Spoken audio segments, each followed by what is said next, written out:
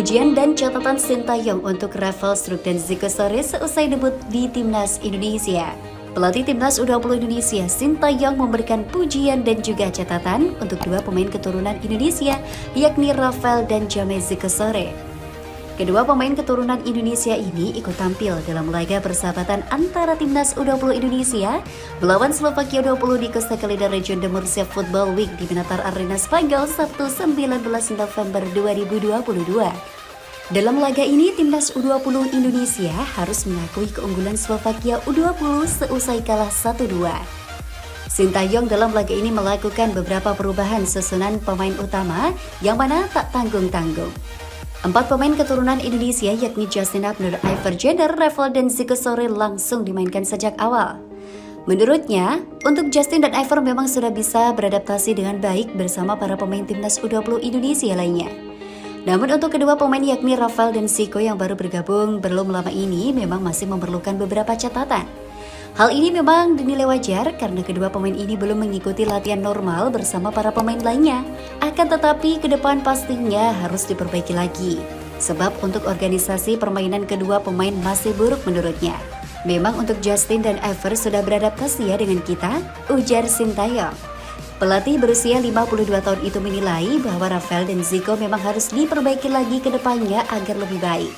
Namun walaupun memiliki catatan yang perlu diperbaiki, Sintayong tetap memberikan pujian untuk kedua pemain tersebut. Pelatih asal negeri Gingseng tersebut dinilai memiliki kemampuan individu yang baik. Sintayong yakin mereka akan menambah kekuatan Timnas U20 Indonesia ke depannya. Memang secara organisasi kurang karena mereka memang belum latihan bersama dengan kita, kata Sin. Tetapi kemampuan individu mereka memang baik, tuturnya. Sementara itu, laga persahabatan yang dijalani Timnas U20 Indonesia selama di Spanyol ini sendiri menjadi salah satu persiapan skuad Garuda Nusantara menuju Piala Dunia U20 2023. Sebab lawan-lawan yang mereka hadapi ini adalah tim-tim yang juga nantinya bakal tampil di Piala Dunia U20 2023. Sebelumnya, Timnas U20 Indonesia juga telah menghadapi Prancis U20. Meski pada laga tersebut Timnas U20 Indonesia dipaksa tunduk dengan skor 0-6 dari Prancis U20.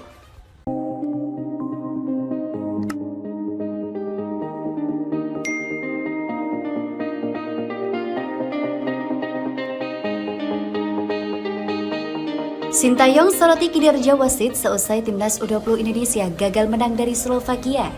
Pelatih Timnas U20 Indonesia, Sintayong menyoroti kinerja wasit yang dinilai lebih memihak Slovakia U20 selama pertandingan persahabatan. Timnas U20 Indonesia dipaksa harus mengakui keunggulan Slovakia U20 seusai kalah 1-2 dalam laga Costa Calida Region de Murcia Football Week di Pinatar Arena Murcia Spanyol Sabtu 19 November 2022.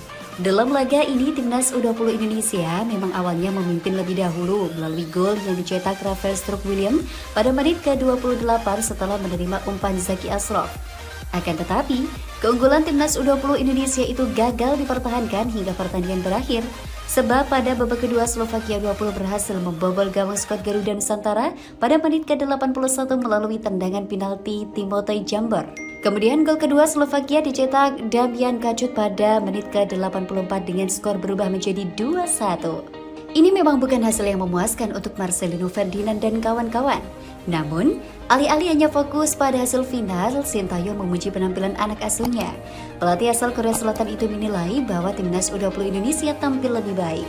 Mantan pelatih Timnas Korea Selatan di Piala Dunia 2018 itu bahkan memuji bahwa kepercayaan diri para pemain Timnas lebih baik. Memang kalau dilihat hasilnya saja kita memang kalah. Tetapi para pemain sudah bekerja dengan maksimal dan baik selama pertandingan, ujar Sintayong sebagaimana keterangan yang diterima Bola.com 19 November 2022. Walaupun Sintayong tak bisa memungkiri bahwa ia sedikit tersinggung dengan kinerja yang ditunjukkan wasit. Pelatih 52 tahun itu menilai bahwa kepemimpinan wasit tidak netral. Bahkan wasit dinilai lebih banyak melihat tim lawan. Hal ini karena selama pertandingan sebenarnya memang terlihat ada beberapa pelanggaran yang dilakukan pemain Slovakia.